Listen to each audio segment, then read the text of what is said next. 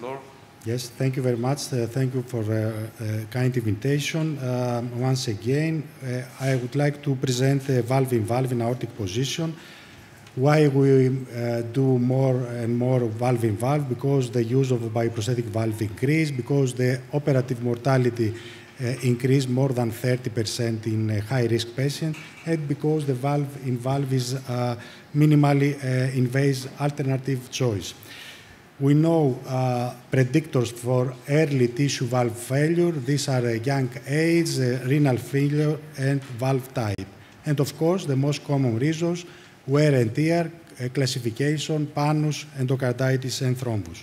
And let's see our case. This case we done together with Dr. Zacharoulis 2 years ago.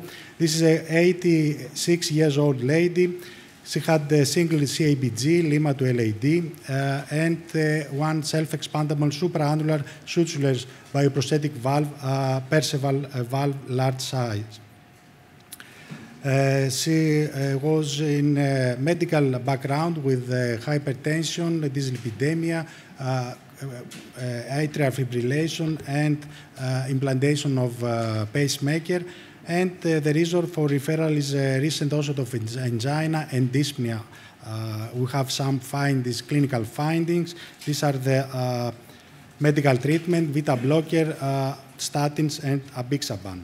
This is the Perceval sutureless valve, and according to the sanotubular junction, these are the sizes: small, medium, large, and XL.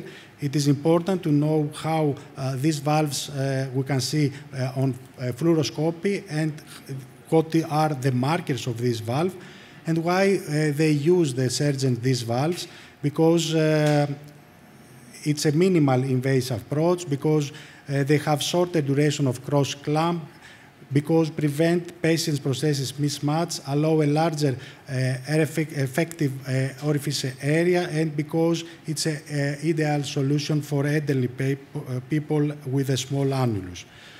Back to our patient, we have elevated NT-proBNP, we have pulmonary congestion from the chest X-ray, and from echocardiography we saw a significant failure of bioprosthetic valve with peak velocity 6 meters per second in aortic position. We performed coronary angiography, and we saw also that this lady had 2 vessels disease, 80% in mid RCA and 80% in mid circumflex. The Euroscore was 15, and the heart team in our hospital decided to proceed with valve-in-valve. The next step is which valve we are going to choose, and we have decided to do 2 steps management. First, we done the PCI at RCA, and then the PCI at the circumflex artery with good result. And we performed the CT scan, the trimation, and we saw good femoral arteries. The height of the coronaries was quite good. And the valve that we are choose was the accurate neo, the large size. This is the characteristics of these valves that we know all.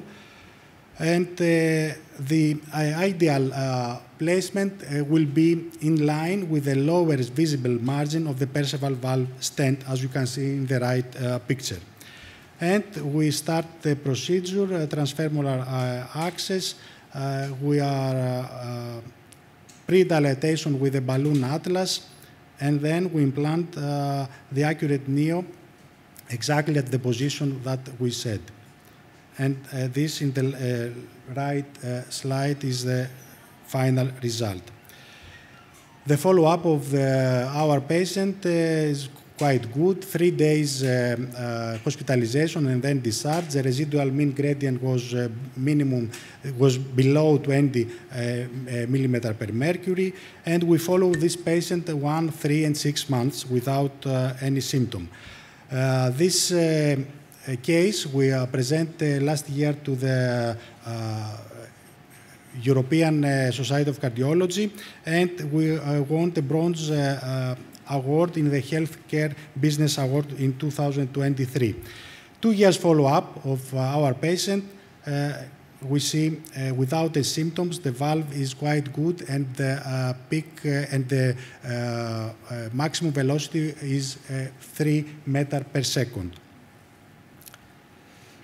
We have data for valve-in-valve, early and mid-term, with good result versus redo SARV. We have less mortality and stroke in valve-in-valve. Meta-analysis, in 1 year, we have less mortality in valve-in-valve. For balloon expandable valve, we have better results versus redo SAV in all complications and also in balloon expandable valves. Regarding the two supraannular valves that we have, the Accurate and the Evolut, we have similar procedural and clinical outcomes according to the average registry. So the only question that we have is the durability, and we need long-term data to answer this possibility. Thank you very much for your attention. Congratulations, Kostas, and I also forgot to congratulate you on your new position in the University of Thrace. May you prosper there. Any comments from the panel? Actually, it's a very nice case, and such a pity for this woman to have surgery at 80 and then have a new problem at 86. And I think that the approach you did was quite good. My question is, did you try to see if you could actually cannulate the ostia after the valve-in-valve procedure? No, but this is a reason that we chose the Accurate Neo, in order to have the possibility later, if it happens something, to have a better catheterization in the ostium of the left and right artery, coronary arteries.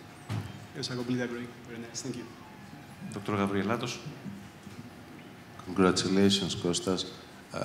I noticed that you did the pre-dilatation and you carefully implanted the valve. Do you usually do the post-dilatation in order to get a better alignment? Not in all cases. Because in Percival, not? Yeah, not but in all cases. If it was a trifecta? Yes, perhaps yes. Yeah. Okay. Great job on the price as well. If there's going to be a need for a third valve, what would you choose? This is a good question, yeah. But the lady is 90 years old now. Kostas, congratulations. You think that those 3, I don't know what it was immediately post-procedure, but you think that those 3 meters of transvalvular velocity it's acceptable. Is acceptable on one hand, but it has to do. It has a large Percival. It was a large Percival beforehand. I don't know how was the base gradient, the ID gradient when it was implanted, and I don't know how it was, how much was the gradient immediately after your procedure. Yeah. Because if we have now 3 meters, that is a harbinger of not good